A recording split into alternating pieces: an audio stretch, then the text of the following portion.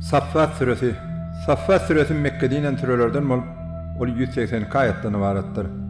Sürenin adı ilkinci ayette agdalyan, hatar bolup duranlar manysini anladyan Saffat sözünden gelip çıkýar.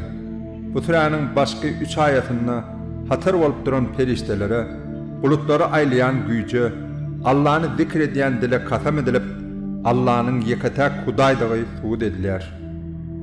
Rahman ve Rahim bolan Allah'ın adı bilen hatar bolup durýan, bulutları goklap sürüp alıp gidýän, zikir okuyan periştelere kasam bolsun, taky sizin hudaýyňyz yekatak Allah'dır.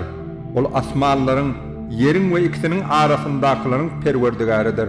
Ol günnogorlaryň hem perwerdigaridir. Biz yere iň ýakyn asmany bedegli ýyldızlar bilen bededik. Biz asmany boyun egmeýän asy her bir şeytanyň gorap sakladyk. Olar beýik toplumyň perişteleriň mezgitini diňläp bilmeliler. Olara hem ýerde alawly daşdyňlar. Olar kowlarlar, sebäbi olara hemişelik azap bardyr.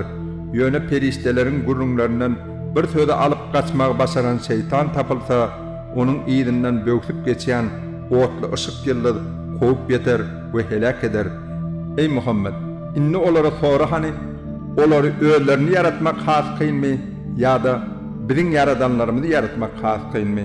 Elbetde biz ol insanlary ýelmeşip duran palçykdan yaratdyk. Sen Allah'ın kudretine ve olaryň bunu inkar etmegine geň alýarsyň. Ýöne olar hakykati ýanha alýarlar. Olar öýlerine öwüt ündew edilen wagty öwüt ündew almaýarlar. Olar eger mucize görseler hem ýanha alýarlar. Üstesine de bu diňe äşkar jadydyr. Taky biz ölenmizden, toprağa we sünkü öwrilenmizden soň gaýtadan direldilermi? Öňkü ata-babalarymyz hem direlmenimi diýerler. Sen olara aýt, elbetde siz har we zar bolup direldilersiňiz. Gaýtadan direlme elhenç bir ses bilen bolar. Olar şol wagt destine direlip gözlerini elekçelek edip töwerek taşa serederler. Muny gören kafirler biziň halymyz harap, bugün ceza berilýän kıyamet günü ahyry diýerler. Ine bu siziň yalan hasaplap ýören höküm günüňizdir. Allah periştelerine buyruk berer. Zalimleri, olaryň yaranlaryny we Allah'dan özge ibadet eden hudaýlaryny bir ýere jemläň. Olary dogdahyň ýoluny görkezdiň. Olary destine saklaň, tutsagydyň. Sebäbi olar soraga çekilmeli. Size näme boldy beýle? Birek kömek hem etmeýärsiňiz. Ýok, olar şolgun boyunlaryny sallaşyp tabyn bolarlar. Anha şol ýagdaýa sedebar bolan wagtlary, olaryň bir bölegi beýleki bir bölegine bakyp, bir-birlerini jogapkärçilige çekmäge çalşarlar. Eýerenler öz emeldarlaryna, siz bize sagdan gelýärdiňizle, bize hakyň tarapdardyňyzy aýdýardyňyzla diýerler. Beýlekiler bolsa, aslında siziň özüňiz haka iman getirmäni ýördüňiz. Biziň siziň üstüňizden höküm edip biljek güýjümiz ýok dahirin, emma siziň özüňiz adam kowumdyňyz. Şol sebäpden Perwerdigarymyzyň biz baradaky azap hökümi hakykata öwrüldi. Biz özümizde beriljek jezany hökmän dağıtmaly bolar. Biz sizi adyrdyk, sebäbi özümiz hem adypdyk diýerler. Olar kıyamet günü azap meselesinde şärik bolarlar. Taky biz günahkärleri ine şeýle azaba duçar eder. Sebäbi olara Allah'dan özge hudaý ýokdur diýilenne tekebbirlik bilen muňa garşy çykýardylar.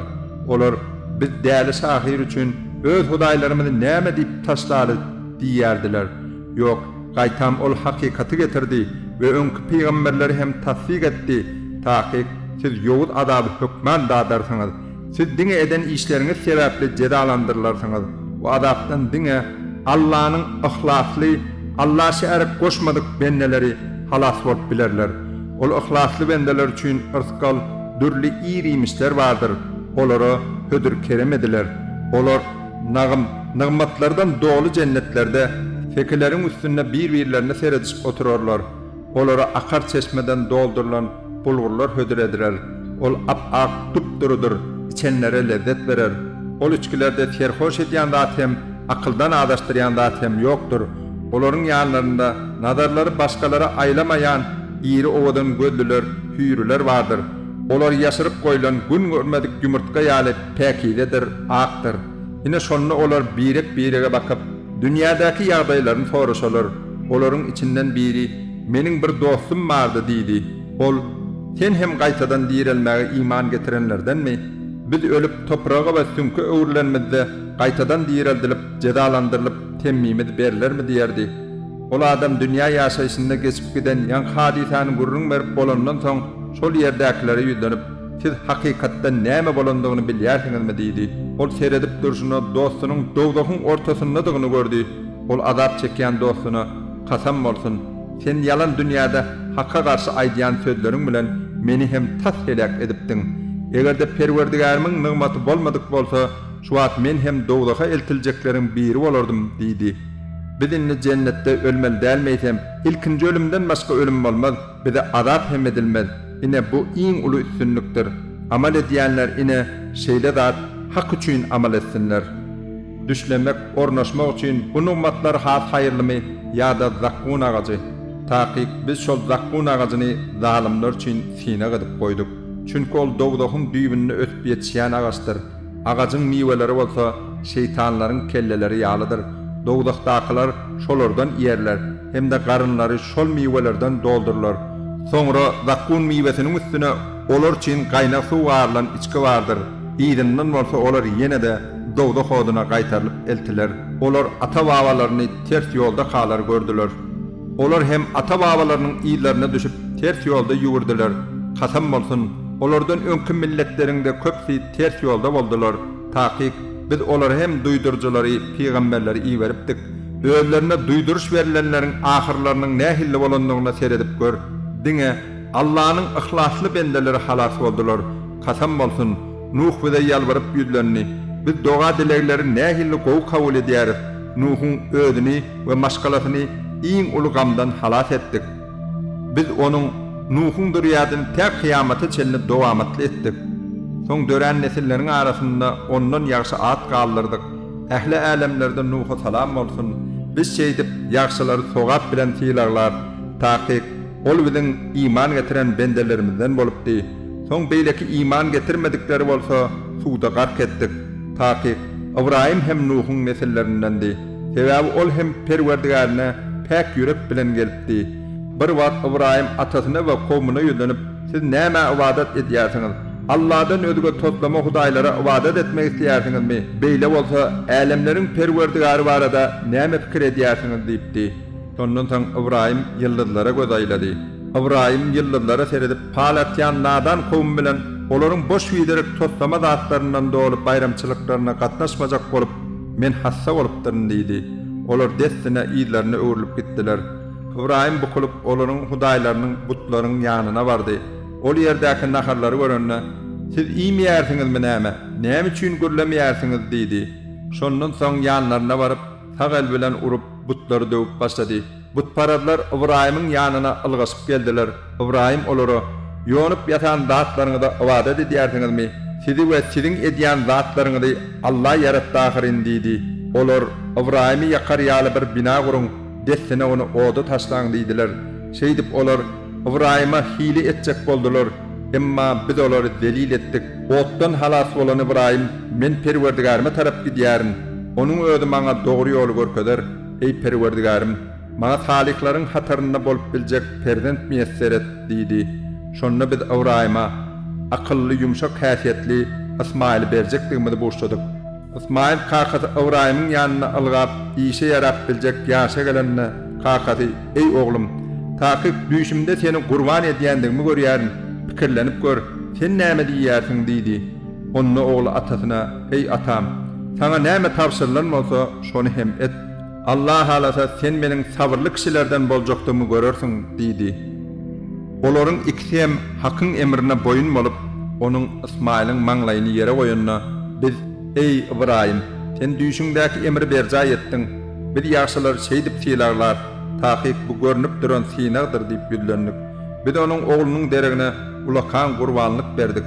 Ýygynyň dörejek nesiller üçin Ibrahim marada ýaşy ýatlama galdyrdyk. Ibrahim'a salam bolsun. Biz ýaşylar şeýdip tiýlarlar, sebäbi ol biziň iman getiren bendelerimizdenni. Biz oňa salihlardan bolan bir peýgamber hukmyny, oňa Ishagyň hoş habaryny berdik. Ibrahimy we Ishagy mübarekledik. Ýöne ikisiniň nesilleriniň arasynda ýaşy işetjegi hem özlerini äşkär erbetlik etjegi hem bolar. Kasam bolsun, Biz Musa hem de Harun'a peygamberlik nimetimizi verdik. Olary ve kowmlaryny uly kynçylyklardan halas etdik. Olara gollaw verdik. Şeýdip olar üstün çykdylar. İkisine de hakikaty äşkär beýan edýän kitaby Tewraty verdik. İkisini hem dogry ýola gönükdirdik. Soňky nesilleriň arasynda ikisi barada da ýaxşy ýatlama galdyrdyk. Musa we Haruna salam bolsun. Taýyk biz ýaxşylary şeýdip siýlarlar. Taýyk ikisi hem iman getiren bendelerimizdendi. Elbette İlyas hem peygamberlerdendi. Ol İlyas kowmuna ýölenip Allah'ın buyruklarına ters hareket etmekten korkmayarsınızmı? Siz yaratıcıların en yaxşısını taşlap, bağıl atlı buta yalvaryarsınızmı? Allah sizin hem perverdigarınızdır, sizin oğulku ötüp geçen ata babalarının hem perverdigarıdır, dedi. Olar İlyas'ı yalancı hasapladılar. Şu sebeple onların hemmesi gumansız, doğdu hoduna eltilerler. Dine Allah'ın ihlaslı bendeleri halas olurlar. Soňky nesillerin arasynda İlyas barady ýaxşy ýatlama galdyrdyk. İlyas'a hem salam bolsun. Elbette biz ýaxşylary şeýdip siýlarlar. Sebäbi ol biziň iman getiren bendelerimizendi. Taýyk Lut hem peygamberlerdendi. Biz Luty we onuň maşgalatynyň hemmesini halas etdik. İzde gallaryň arasynda diňe garry aýaly Allah'ın gadaby iýnenleriň tarapynda bolanlyk üçin halas etmedik. Soň bolsa beýlekleriň hemmesini helak etdik. Ey insanlar, elbette siz seher bilen olaryň üstünden geçip gidýärsiňiz. Akşam hem olary bilen bile bolýarsyňyz. Olaryň weýran edilen owalaryň deňinden geçýärsiňiz. Henidem aklyňyzy ulanyp pikirlenmeýärsiňizmi? Elbette Yunus hem iýberlen peygamberleriň biridi. Ol üstü dolu gäme minip gaçyp gidipdi. Gämedekiler bilen biza çypdy. Emma ol ýeňilişe sede bar bolupdy. Yunus özüne käýnip durka onu bir balyk ýudup goýberdi. Eğer ol Allah'ını ýatlap tesbih etmedik bolsady, gaýtadan diýreldirecek günlerine çelli balığın garnyna bolardy. Onu takrap yatan ýere çykaranmyzda ol tapdan düşüpdi. Onun üstüne kölege bermek üçin kädipsin giň ýaprakly ösümligi göwerdip çykardyk. Onu 100 000 hatta ondan da köprak insana peygamber edip uğratdyk. Soň oňa iman getirdiler. Biz hem olara belli döwre çelli dünýä nimetlerinden peýdalandyryp ömür verdik. Allah şärik goşýanlardan sonra hani gıydar perwerdigarynky bolup oğullar olaryňkymy? Ýa-da biz perişteler olaryň gözleriniň öňünde gıyd edip ýaradypdyrsmy? Äge bolun, taýyk olar yalan toslap Allah perdent dünýä indirdi diýerler. Taýyk olar baryp ýatan yalançydyrlar. Eýsem Allah oğullara derek gıylary taýlapmy? Size näme bolýar? Siz nähili höküm berýärsiňiz? Siz aklyňyzy ulanyp pikirlenmeýärsiňizmi? Ya da sizin elinizde Allah'ın perdendinin barlyk hakda äşkär deliliniz barmy? Eger de dogryňyzy aýdýan bolsaňyz, kitabyňyzy getirin. Allah bilen jynlaryň arasynda hem nesil baglanşygyny oýlap tapdylar. Kasam bolsun, jynlar hem özleriniň hasap soraljak ýere alınıp baryljakdyklaryny anyk bilýärler. Allah olaryň ýönkýän yalanlaryndan päkdir. Diňe Allah'ın ihlasly bendeleri azaba duçar edilmezler. Ey kapyrlar, siz we ibadet edýän zatlaryňyz hiç hayfiňiz, onu insany Allah'ın karşısında fitne çıkarmağa iterip bilmersiňiz. Diňe dogdaga giýjek kişini azyryp bilersiňiz. Perişteler biziň her hayfimiz üçin belli dereceler bardyr. Elbette biz ol ýerde hatar bolup durur. Elbette biz Allah'ını päklep tesbih edýär diýerler. Butparadlar bolsa, egerde bizde hem öňkülere berilen kitap bolsady, biz hem Allah'ın ihlasly bendelerinden biri bolardyk diýip aýdýarlar. İnne bolsa onu haqqy inkar etdiler. Emma olar tiz wagtda hakykata göz ýetirerler. Kasam bolsun, biz peygamber edip iýberen bendelerimize söz beripdik. Olara hökmän goldaw berler. Taýyk biziň goşunmyz hökmän üstün çykar. Şol sebäpden sen olardan belli bir wagta çelli ýüz dönder, üns berme. Olar tiz wagtda başlaryna injek azaby görerler. Biziň berjek azabymyza howlukmaşlyk edýärlermi? Haçanna azap olaryň ýurtlarynyň üstünden ýinenne duýduruş berilenleriň emma ýola gelmän ötenleriň seherleri nähilli erbet bolar. Sen belli bir wagta çelli olardan ýüz dönder, üns berme. Eserden bolup olara seredip dur. Senin gudraty güýçli, azza daýaty bolan perwerdigaryň olaryň ýönkýän toslamalaryndan päkdir. Peygamber edilip uğradylan peygamberleriň hemmesine salam bolsun. Älemleriň perwerdigary bolan Allah hamda senalar bolsun.